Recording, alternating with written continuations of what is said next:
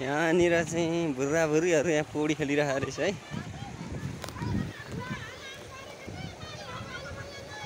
अब मैले जानु छ अब यहाँ को ढुङ्गा हाल्ने हो। यहाँनिर चाहिँ हाम्रो भाइहरू बुढाबुढीहरू पौडी खेलिरहेको छ, ढुङ्गा हानान गर्दै रहेछ। को ढुङ्गा हानान गरेको कि हो? को ढुङ्गा हानान गर्ने? को तिमी हो? को ढुङ्गा हान्ने?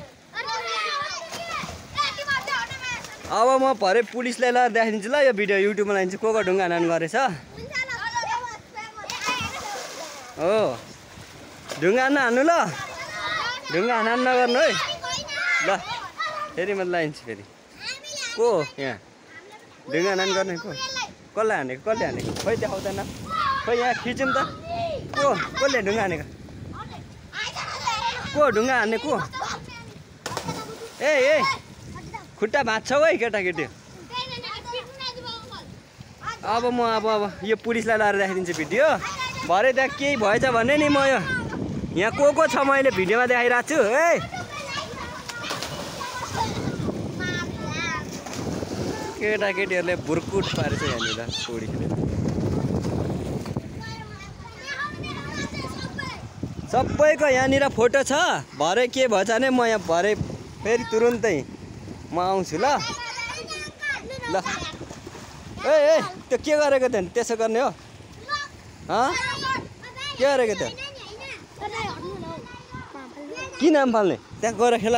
खुर्काले खुट्टा भाँचिन्छ अहिले।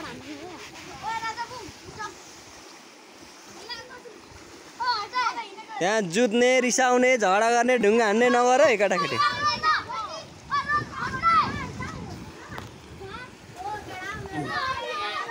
ल यहाँ बराबरले खेलिरहेछ मैले।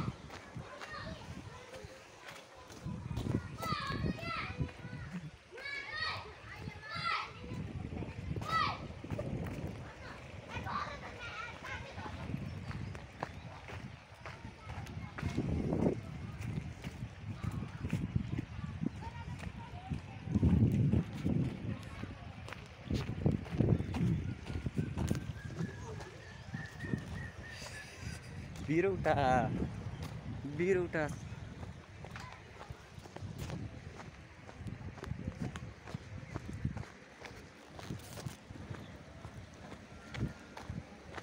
54 हिँडिरहेको थिएँ बाटोमा धेरै, तर मलाई बाल छैन। म पुग्छु छिटो आज। म टिफरमा जान्न, म हिँड्दै जान्छु। कुनै बेला यसो हिँडेर नि मजा लिऊँ न होइन। जस रमाइलो भइरहेछ धेरै। समयको बाद त्यसरी हिँड्न पाउँदाखेरि निकै आनन्द मलाई चाहिँ जस्तो आनन्द लागिराखेको छ त्यसरी हिँड्न पाउँदा। काममा बाइकमा भयो बजार पुगिसक्ने मान्छे हो, म यहीँ छु कि त्यही भएर मलाई मजा लागेको छ। कति छिटो मात्रै बाटो काट्नु होइन, कुनै बेला त ढिलो आफ्नै पाराले हिँड्दाखेरि नि छुट्टै मजा हुँदो रहेछ कि है। अब फेरि उडा चल्दिएको छ क्या, हामी गर्मी बेला शीतल लागिरहेछ। म चाहिँ भवन गएर आएको है, त्यहाँ मिटिङहरू थियो, सानोतिनो छलफलहरू गरियो हिँडियो। अब धेरै कामहरू गर्नुपर्ने भएको छ अगाडि दिनहरूमा सामाजिक सेवाको लागि, सेवाको कार्यहरू। चढ्दैछु यहाँबाट। अब लगभग मेरो घर 5 मिनटमा आइपुग्छ। त्यस्तै छ बाटो है यहाँको। यहाँबाट धेरै त्यस्तै 400 मिटरबाट चाहिँ म तल झरेको छु। त्यही पारि हो मेरो गाउँ चाहिँ।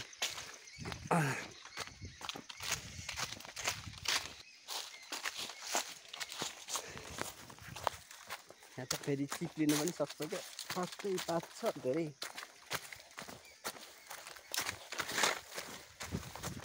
हरियाली छ है चारैतिर। अब बर्खा लाग्न सुरु भयो। भाउजू घाँस काट्नु भएको? ए ल ठिक छ। भाउजूले चाहिँ घाँस काट्नु हुँदै रहेछ।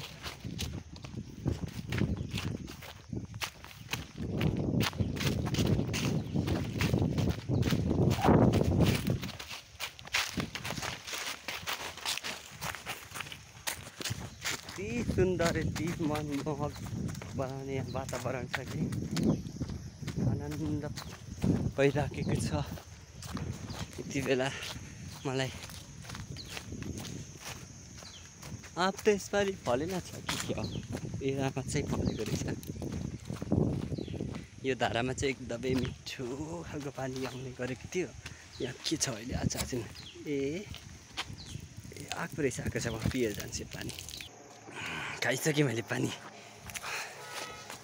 जोडिदिइसकेको छु वापस। अब चाहिँ म देखाउँछु ल मेरो घर कहाँ छ भनेर।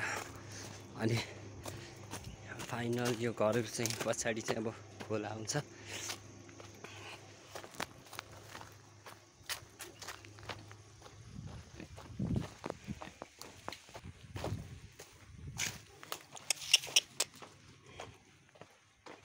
दुईटा पप्पीहरू पनि छ यहाँनिर।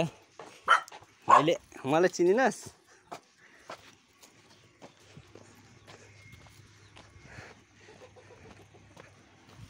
पछि आउँदै आइरहेछ, आइज। यो चाहिँ बोर्लक्के भन्ने गाउँ है। एउटा यहाँ खोला छ। यो खोलाबाट सिधा त्यो पारीको घर चाहिँ मेरो हो। अब आइसकेको छु म लगभग। यो घर चाहिँ मेरो है।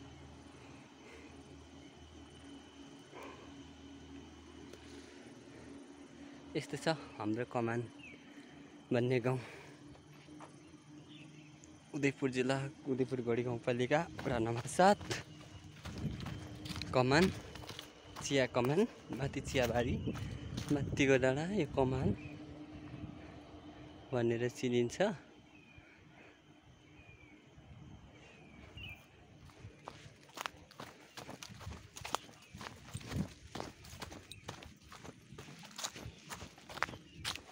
हरियाली छ, मकैहरू हुर्किसक्यो खेततिर।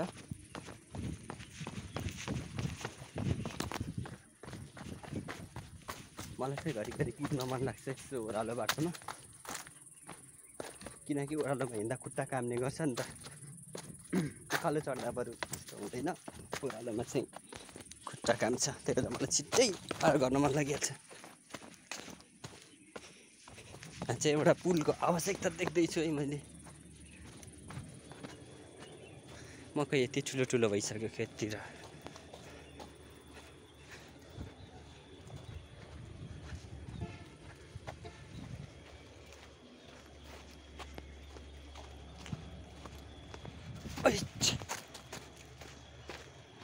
पौवा खोला है यो चाहिँ। यो खोलाको नाम चाहिँ पौवा रानी भन्छ। पौवा राजा पौवा रानी।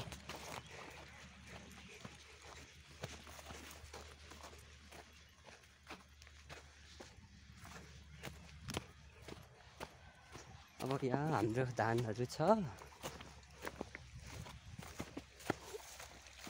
धान यतिको भयो।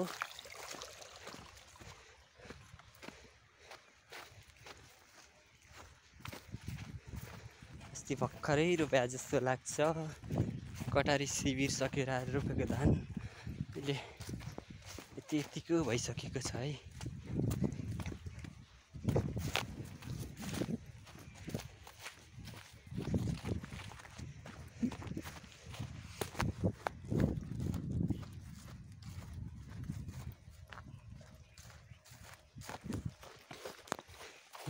बोरिङ गरेको पानी।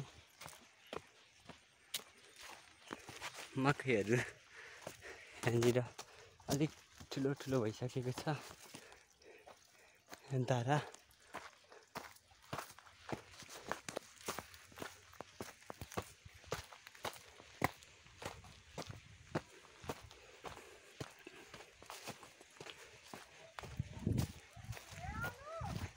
घर आइपुग्यो फाइनली।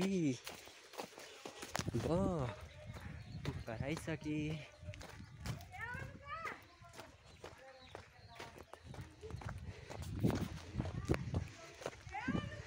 यो हो मेरो घर दुईटा।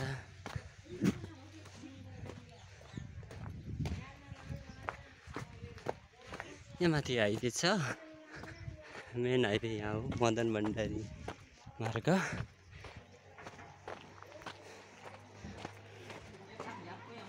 घरमा को हुनुहुन्छ होला? म आउँछु। छामा पनि आइसक्नु भएको रहेछ, म आइसकेँ फाइनली। घाममा हिँड्दा धेरै गर्मी भयो, घर आइसकियो बल्ल बल्ल। मम्मी